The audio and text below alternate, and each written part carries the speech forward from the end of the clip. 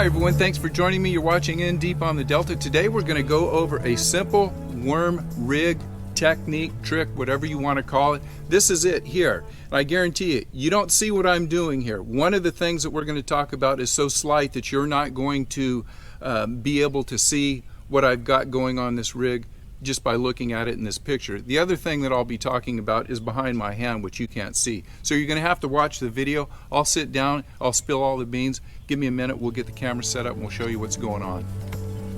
Okay, hopefully I got your attention. Now you want to see what this rig's all about. And this is a rig that it's been around for a while. I've got one little trick that I'm going to add to this, and I'm sure you guys haven't seen done much, and it's going to be something simple that you can do and start right away. But this is a deadly technique, whether you're on the Delta or whether you're up at Maloney's or any Clearwater lake.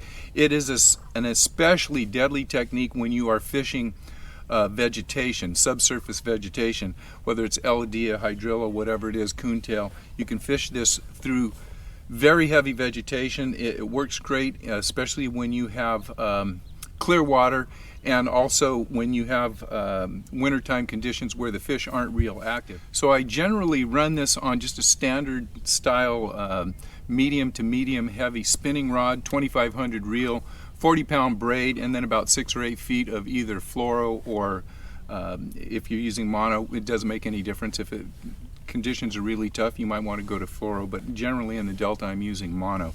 And what this consists of is simply, the way that I fish it, is an inline worm hook with the worm rigged weedless, no weight, anywhere from about 8 inches to 2 feet above the line. I will put a split shot on that. And the reason that I'm setting this up like this is because we're going to be fishing it over the tops of vegetation. That is the standard setup. Now this, you can see what a small split shot I have here. I very seldom use more than an 1/8 ounce, usually a 1/16 to an 1/8 ounce. That's giving me a little more weight so that I can throw it out just a little bit farther. If I've got a little bit of wind or a little bit of tide current moving around, it's allowing it to drop down 3, 4, 5 feet and get on top of the underwater vegetation. So that's kind of the basics of what we want to do here. Now here's something I'm doing with the hooks, and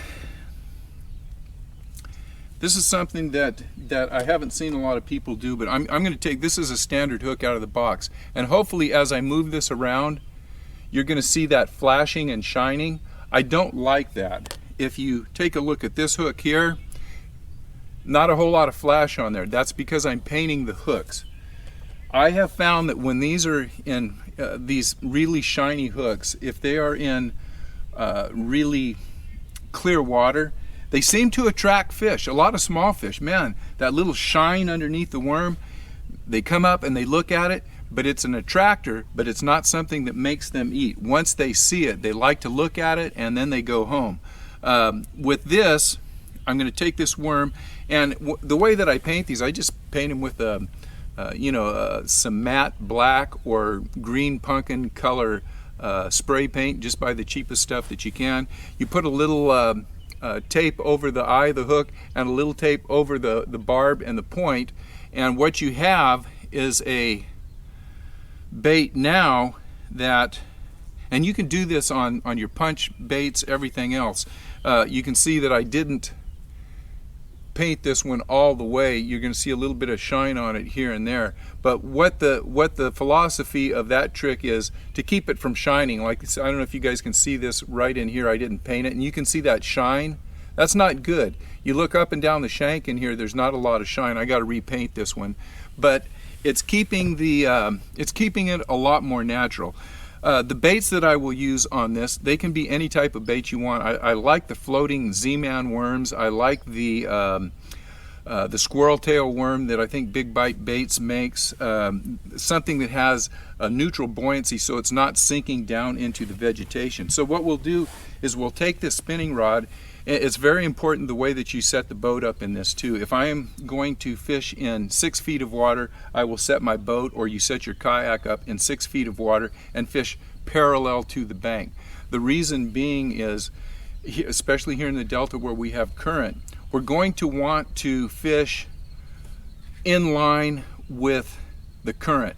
As this vegetation that we're fishing rolls over, let's say my arm is the vegetation, and at high tide the vegetation is just sitting like this, but as the tide moves around, comes in or out, it rolls over. So we don't want to throw our baits across this stuff. We want to throw it, if it's rolled over this way, we want to throw these baits into it like this or away from it like this. So by putting your craft in 6 feet of water, 8 feet of water, 10 feet of water, 12 feet of water, and fishing parallel with the current, you're going to have less chance of hanging up.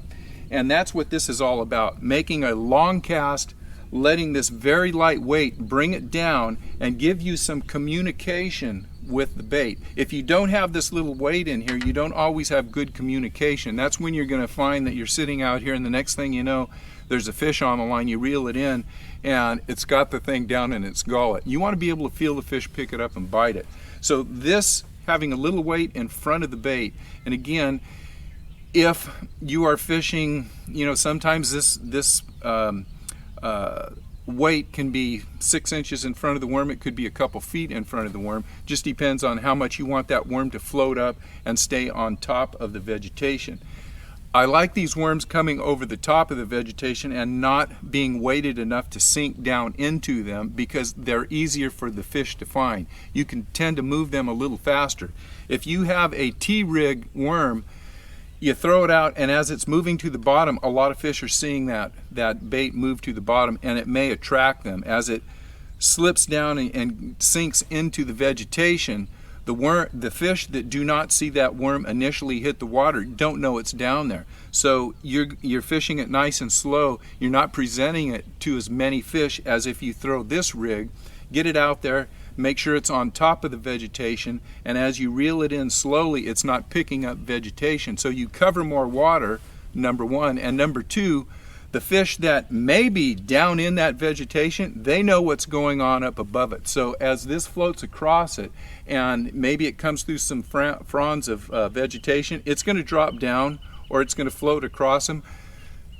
The fish know that that's happening, and that is a deadly technique and it doesn't matter what kind of worm you're using. You're going to have to experiment with the worms that you have confidence in.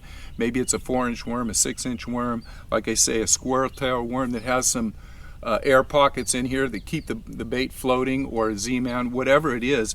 This is a technique that you can use. You can also use creature baits with this thing and you know, throw it out there, and if it's meant to replicate a crayfish, you can fish it very slowly and then pop it every now and then, because if you watch crayfish, they'll sit there for a long time, they'll move very slowly, but when they get the chance to move, they'll move real quick, and they'll generally go about a foot or 2 feet or 3 feet, but man, they kick that tail and they move quickly. So if you're using a crayfish type of imitation, reel it in slowly, 4 or 5 feet, and every now and then give it a nice pop and let the fish in that area know that bait is down there, and let them come up and look at it. And with this rig, you'll be able to sit it there and leave it in there and give them a chance to come up and take it. So guys, try that. Let me know what you think of that. Try painting some of these hooks like that and see if it doesn't help you when you go out next time. If you don't have any painted hooks, take your rig that you're using now, put it down in some shallow water that you have visibility in when the sun's out, and just twitch it around, and you'll see what I mean by all that flashing going on down there. Most of the time you'll probably have a couple little 6-8 inch fish come up and look at it, and they'll take off, and that's the story behind painting that thing. So guys, thank you very much for watching, and you guys know I don't care if you like the video or not, but I want you to hit the like, whatever it is, the little button on it. You don't have to like me either. Just hit that subscribe deal if you're not subscribed, and stay around the channel, and we'll keep putting oddball stuff like this out, and hopefully it's going to help a few of you guys catch some fish. So until next time, we'll see you guys on the water. Thanks for watching.